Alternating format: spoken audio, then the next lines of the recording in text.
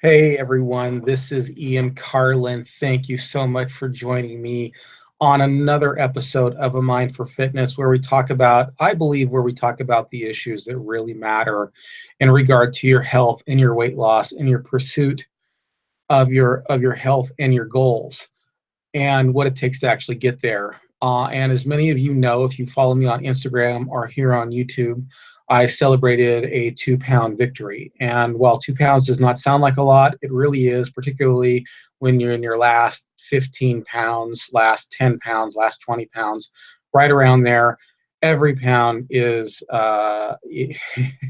is a struggle to get off and maintain. I think every pound is more like 10 pounds at the very beginning, or at least 5 pounds at the very beginning.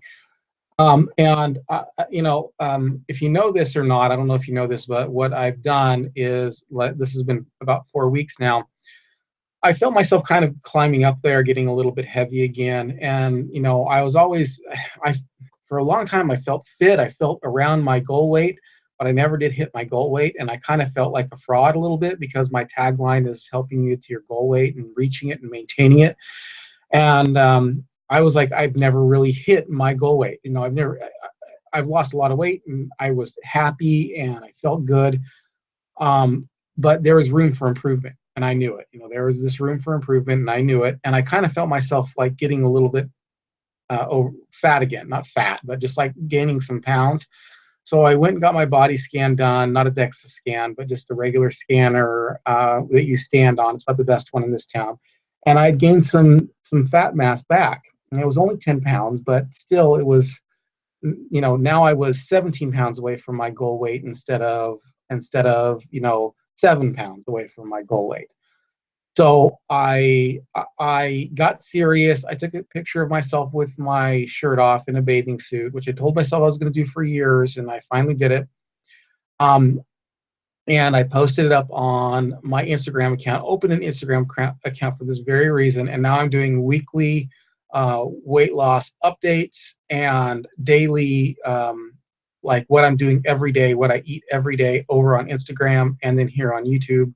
So if you are yeah, well, I'm recording this on YouTube, so you might be listening to this too on another avenue. But if you are interested in seeing like my progress, and then by the way, this week is my 4th week, so this Friday I will go get my, either Friday or Saturday, it's depending upon my schedule. I'll go get my scan done and do a 4-week update. I will be doing before and after pictures of me with my shirt off. If you are interested in that, that is going to be kind of exclusive to YouTube and Instagram. So I might share the picture on wider platforms. But if you're interested in keeping up with me getting to my goal weight and really narrowing it down and really being strict on my diet and finding out where I am, you have to follow me on YouTube and you have to follow me on Instagram. And it's crazy because I don't really have a big presence on YouTube, and it's partly my fault because, like I'll get like a couple thousand downloads on iTunes and Stitcher and stuff of the podcast, but for some reason my YouTube page is like 12 subscribers, and it's partly my fault because I haven't had a big presence on YouTube until lately. Didn't really do much on YouTube, but I am doing some now. So if you want to find out a little bit of extra about me personally, kind of behind the scenes stuff, go to YouTube and Instagram at A Mind for Fitness at both of them, and you'll get all that good stuff there. But all that was just to say that I really think that what we do here matters. I am not just doing a show where I'm trying to rehash old stuff, old ideas about weight loss. I really think that what we talk about here and the things that occur to me are things that make a difference to you as well. Make a difference to the person out there who's really trying to change their life and maybe even struggling with changing their life. So, changing their health for the better. Because I know how it is. I know I've been there.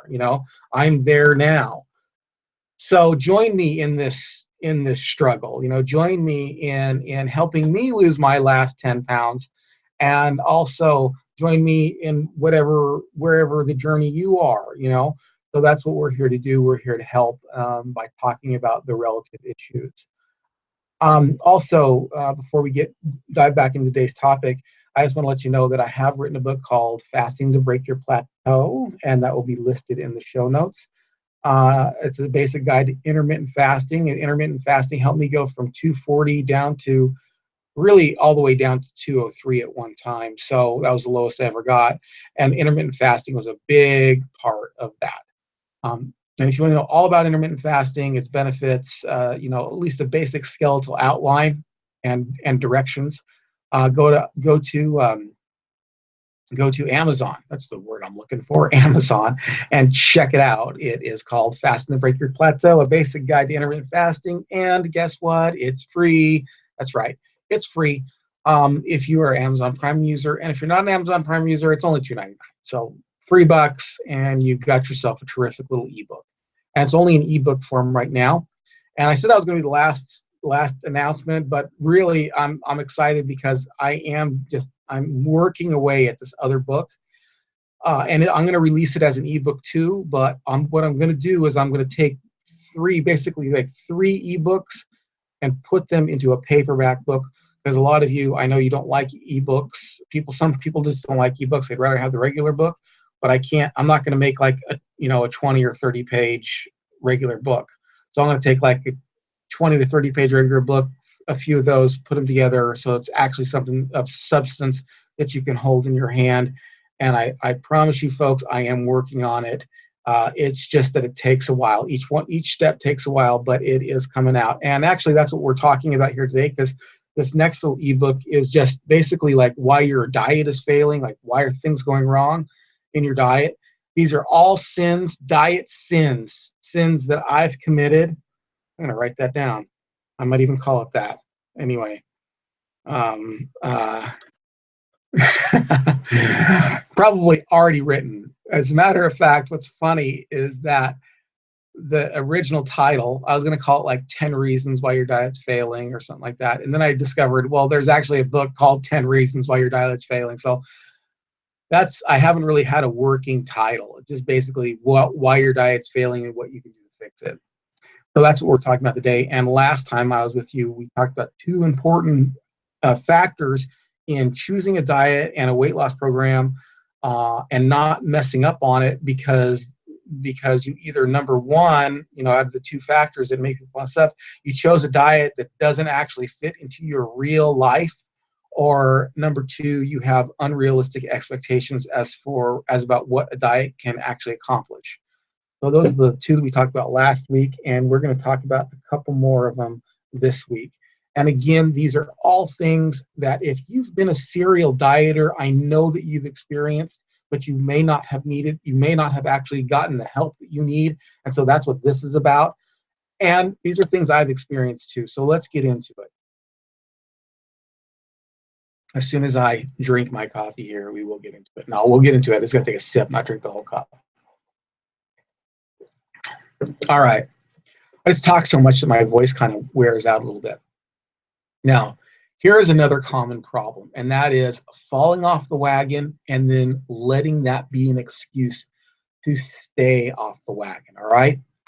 And that, what happens is this is a mentality which basically says that, you gave into your craving. Something happened. There was an inciting event where your resolve wasn't strong, and you ate a quote unquote forbidden food. You ate something that you shouldn't have eaten.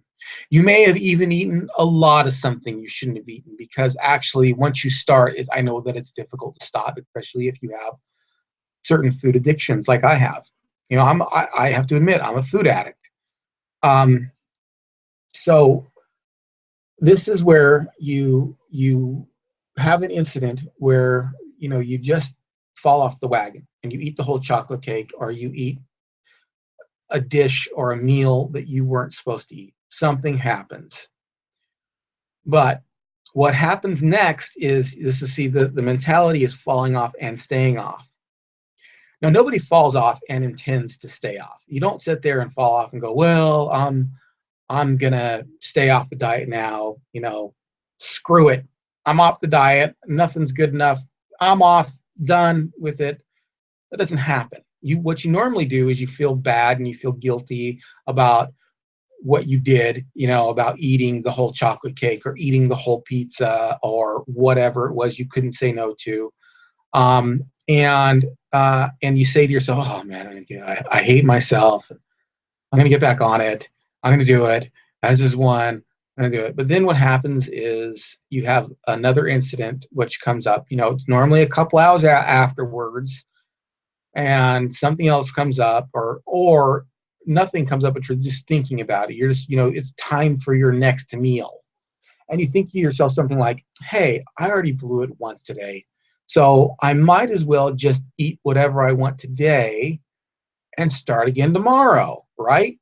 So now instead of one meal being ruined, you have the whole day being ruined. And basically what this turns into is an unscheduled cheat day, not just a cheat meal, but an unscheduled cheat day.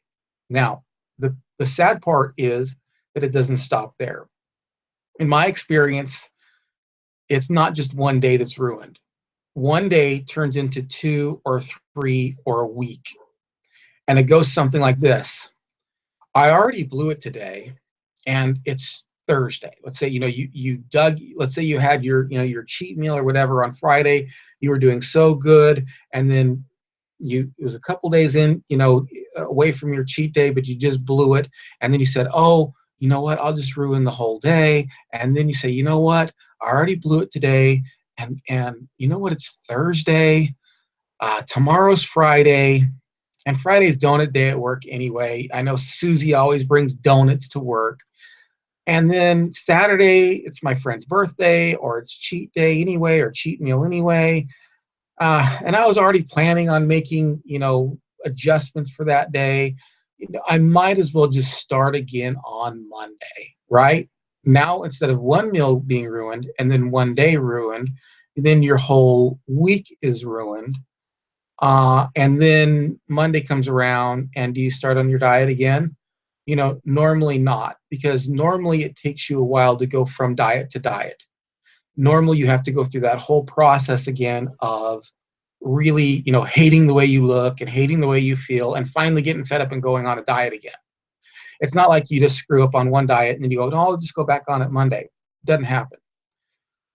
What happens is you go off the diet, you go off it for a few days, and then you're off it again for a while until you get tired again of the way you look and the way you feel, and you want to go back on a diet. So that's what happens. It's the falling off and the staying off mentality. Can you identify? I know I can identify. So let's talk about fixing it. First off, I want you to realize that falling off the wagon is common. We are all imperfect, but none of us stay perfectly on any eating protocol that there is. As a matter of fact, it could be almost the most liberal eating protocol in the world, and because of our brains, our whatever you want to call it, our spirits, whatever. I'm not your guru, whatever you want to call it. We're imperfect, and you will cheat on your diet. You might not cheat the first week, you might not cheat the second week, you might not cheat, but you will fall off the wagon. You have to realize that this is something that is going to happen. The first thing you need to do, and I've talked about this on the program before, is forgive yourself. This is an intricate part of getting back on the wagon. Now, there are two reasons for this. First, when you beat yourself up, you subconsciously justify further cheating, okay? You may not be aware of this, but it's true. You are basically, if you beat yourself up, basically what you're saying is, I've suffered sufficiently for my transgression, and therefore the next time I want to cheat, we're not dealing with, two cheat meals, we're dealing with a cheat meal that's already been, the playing field's already been leveled, and now you have this new cheat, which is, you're at a zero balance scale, basically. So when you beat yourself up, and you don't forgive yourself, you're basically saying, I've already paid for that first cheat, So the second cheat's not as bad. The other reason you need to forgive yourself is due to the fact that stress over your mistake will turn on hormones that can actually make you store fat. Okay. Unfortunately, stress hormones make you store fat. So if you cheat and you, oh gosh darn it, I'm so horrible. Oh, can I ever get this right? And I'm just so darn lazy, and all those things you tell yourself actually create stress in your body that will help you, that will make you store fat. So now you have two problems. Okay. It's now you haven't just cheated, you're turning on hormones that help you store fat. So you need to forgive yourself so that you're not walking around beating yourself up, you're not walking around stressed out about it. Okay. So that's the first thing you need to do. Also, you need to get right back on the wagon. Don't say my next meal will be a cheat. Just get right back on the wagon. Forgive yourself and get right back on the wagon. And make sure you are having regularly scheduled cheat meals. Okay. So I know that there are haters out there when it comes to cheat meals, and I've talked about this on other podcasts, but I'm not going to go into it deeply, but it bears repeating just because we're talking about the topic in general. And that is, um, you need your cheat meals. Okay. Now, as you go on further in your weight loss journey, your cheat meals may drop off. You might not have as many. You might be more satisfied with regular food. Instead of like 2 meals a week, it might turn into 1 meal a week, and it might turn into 1 meal every other week, kind of a thing. Here, and do you ever really need to cheat on your diet? Well, I will argue that there are times where you need to spike your insulin, and people can choose to do that through natural sources, and people can choose to do that through dirty sources. Okay. um, so you want to call it a refeed day or whatever. Some people have a problem with the word cheat. If you don't like that, just change the name. I don't care. But psychologically speaking, let me say, when you have a cheat meal and you're being tempted, it's always easier, instead of saying I never have pizza again. You know what? Yeah, right. That's a diet that's going to fail. If you tell yourself that you will never have pizza again, or whatever your favorite food is, fries, you know, whatever, cinnamon rolls, whatever it is, if you say, "Oh, I am never going to have that again because I don't cheat," that you're just going to fail. What's going to happen is you're just going to set yourself up to having one of those once in a while, or blowing it. So yeah, I like a regularly scheduled cheat meal. Okay. And after a 2 week induction, I normally have a cheat, like a cheat night. It's kind of akin to like carb night solution. And what this does is this helps me psychologically because I never have to tell myself no. Instead, when I look at something that I want, I don't say no, I can't have it. I always say I will have that on. Oh, that's going to be so good on. So, and I've talked a little bit about, I mean, not a little bit, but I talked a lot about like how to curb your cravings and the processes that you do today. And I just actually experienced this today. A friend of mine, me and him went out to Golden Corral. I went on a 16-hour fast. I was hungry. I didn't eat. It was crazy because I ate a lot of food, but still, it wasn't as much eating as I could have last night. All the right type of food, don't worry. But like today, I was really hungry, and I was really, really, really super duper tempted by cheating today. And what I did was I just kept telling myself, you know what? I get to cheat on Saturday. I get to have whatever I want on Saturday. If I still want it on Saturday, I'll have it. And the other thing I did was I just kept feeding myself what I was supposed to. And I kept, instead of saying no, what I kept doing was saying, you know what? I'm going to have this salad. And if I still want that after I'm done with the salad, I'll have it. And you know what? I got done with that salad. I still wanted it. I went and got another salad, big, huge salad, works on it. And I was just like, I'm going to eat the salad first. And if I still want it, I will have it.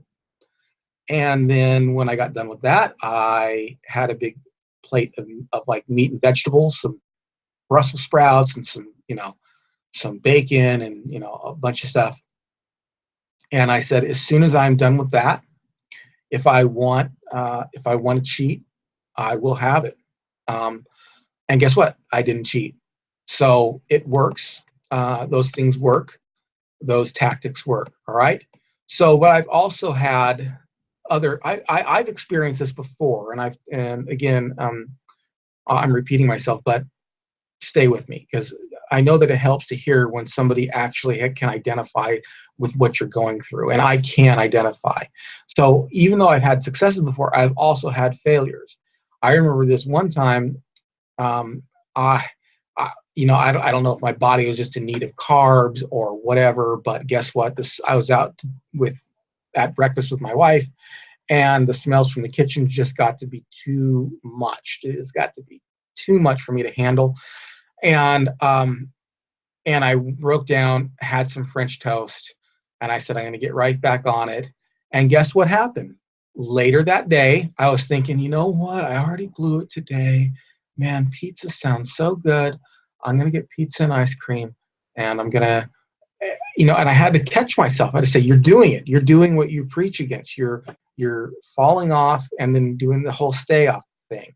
So one of the good things that you need to do is recognize it when it happens. When I realized it was happening, I was able to take my own advice, and I forgave myself for cheating. And I told myself I'm not going to ruin a day, a week, a whole meal over this. And guess what? That whatever the next cheat day was, if I still wanted it, I would have it, and it worked. So don't let that happen to you. Another big problem, another big diet sin is falling off the wagon and staying off the wagon. So don't do that. And now you know how not to. Now you know what to do. Now you know the process. So it's not just a platitude where I just say, hey, don't do that and be strong. You want to create some functional steps, right? So I hope that that helped you. All right. The fourth thing is keeping your diet a secret, right? Okay. That's another diet sin. Not all dieters keep their new eating habits a secret. However, many of them do. And this is particularly true of serial dieters. People who go on and off diets are normally very conscious that other people may notice their failures. So they notice, you're in your mind, you're thinking, well, I know that my friends who I'm out to eat with again, are going to see me mess up, are going to see me. So I'm not going to say I'm dieting. I'm going to keep that a secret. And the more you fail at dieting, the less you want others to know you're trying to diet again. Okay.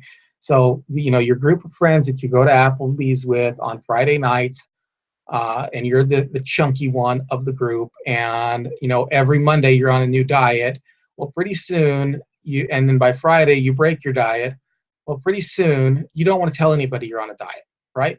You just kind of keep it to yourself because you don't want people to see you fail.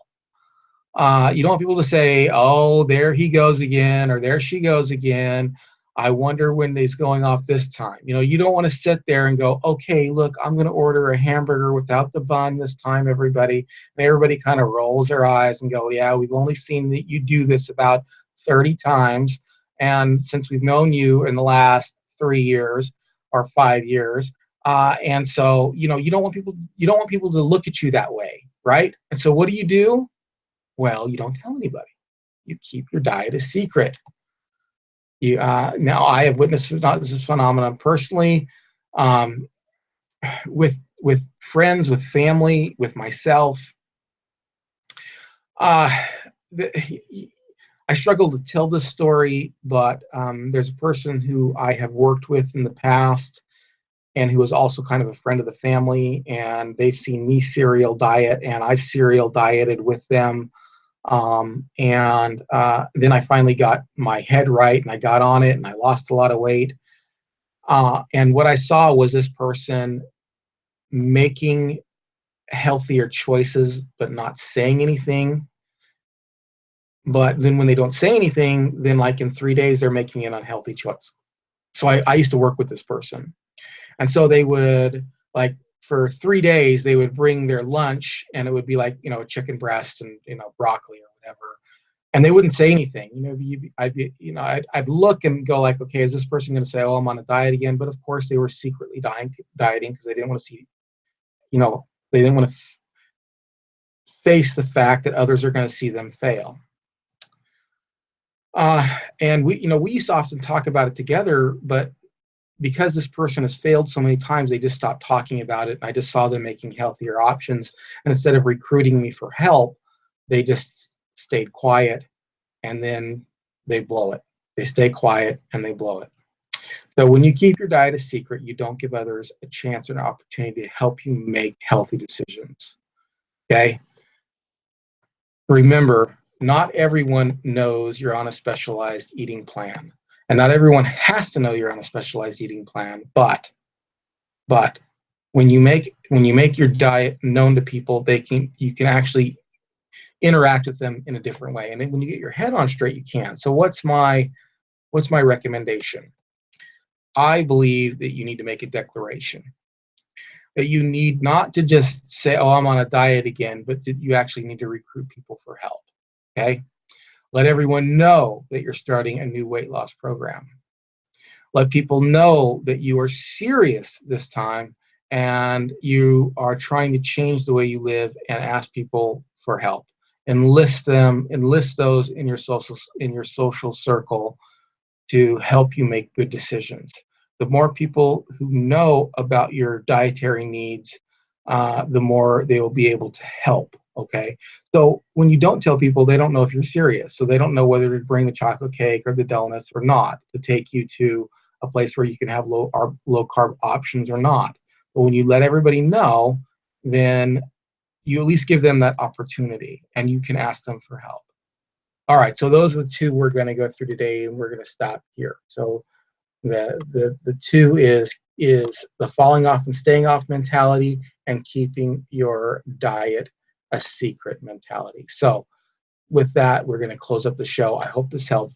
Join me again next time, where we talk about two more options, two more things, two more diet sins that are that are holding you back, and hindering you from reaching your weight loss goals. Thank you very much for joining me on A Mind for Fitness. If you liked what you heard today, please share this on your favorite social media. I would really appreciate that. And write a review in iTunes or Stitcher Radio. That helps people find the show. And go to my Facebook page, for Facebook.com/A Mind for Fitness. You want to see my personal, like I said, you want to see my personal, what I'm eating personally every day, and what I work out with every day. Go to Instagram, A Mind for Fitness, and follow me on YouTube if you want my weekly updates on how I'm doing on my diet. Go to YouTube, A Mind for Fitness, and subscribe there. And buy the book, Fasting to Break Your Plateau. I'll link it in the show notes. You can get it on Amazon for free. And it's only on Amazon, so that's where you have to go. All right, Fasting to Break Your Plateau, a basic guide to intermittent fasting. Thanks so much for joining me. And until we meet again, please keep your mind on fitness.